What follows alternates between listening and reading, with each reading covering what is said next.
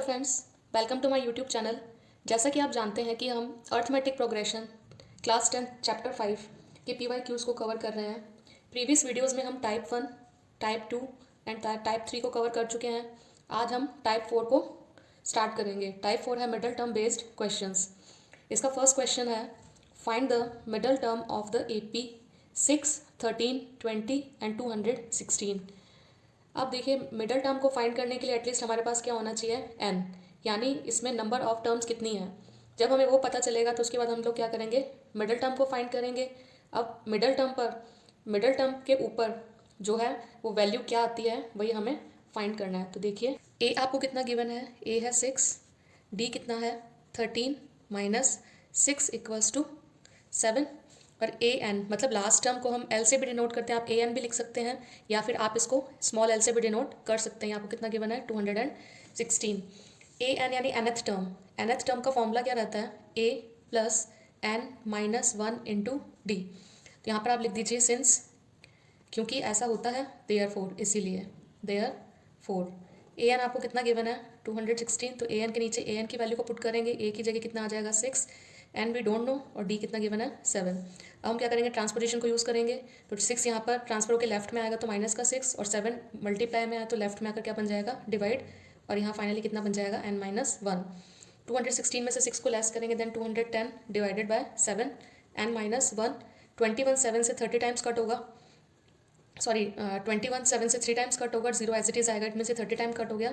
तो आपके पास में आ गया n माइनस 1 इक्वल्स टू 30, और n क्या हो जाएगा आपके पास में 30 प्लस 1, और ये क्या हो गया n इक्वल्स टू 31। अब ये तो क्या, ये टोटल नंबर ऑफ टर्म्स आई हैं। अब in total number of terms में मिडल टर्म कौन सी है, तो मिडल टर्म के लिए हम लोग क्या फाइंड करते हैं, तो हम यहाँ पर लिखेंगे एंड मिडल टर्म। क्या लिखेंगे, and middle term. Middle term क्या रहती है, मिडल टर्म आपके पास में अभी जो n अवेलेबल है उसका आप क्या कर देंगे +1 और अपॉन क्या कर देंगे 2। तो ये बन जाएगा 31 प्लस 1 अपॉन 2।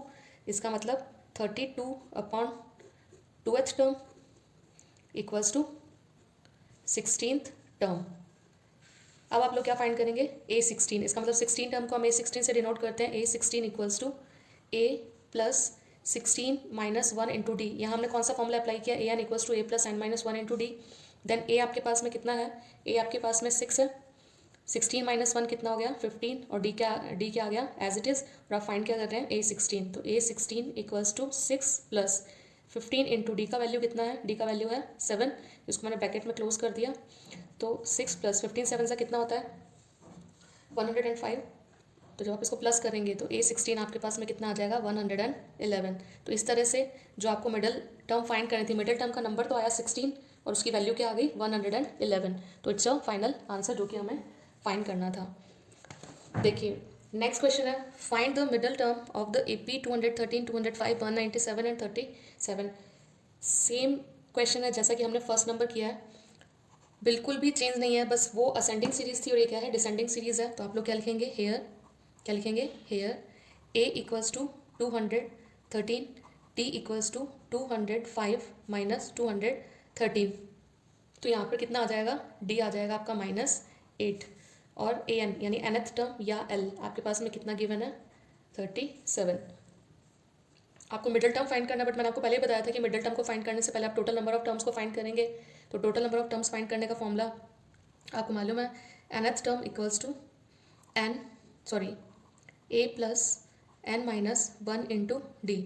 nth टर्म आपके पास में कितना है, nth टर्म है 37, A कितना है 213, और D आपके पास में कितना है -8।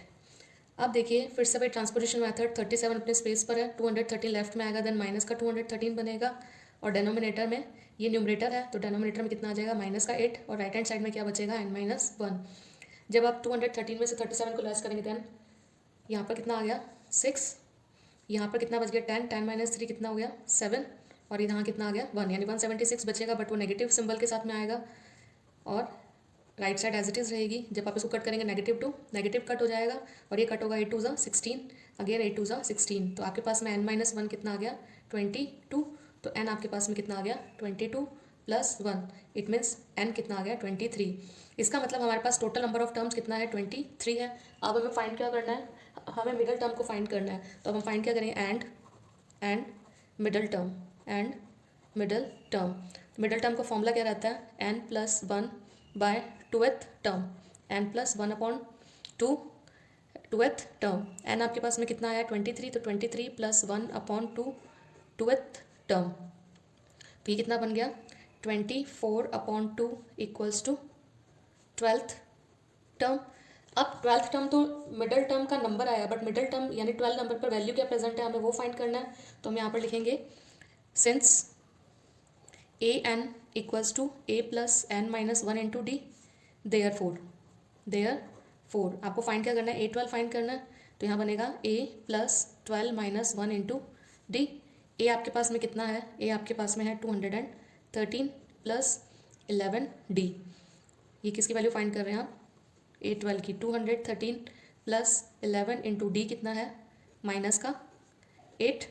तो यहाँ बनेगा a12 = 213 - 88। और जब आप इसको सब्ट्रैक्ट करेंगे तो आपके पास में आ जाएगा, यहाँ बचेगा 5, 10 - 8 कितना हो गया 2 और 1 का, यानी 122, जो कि आपको फाइंड करना था।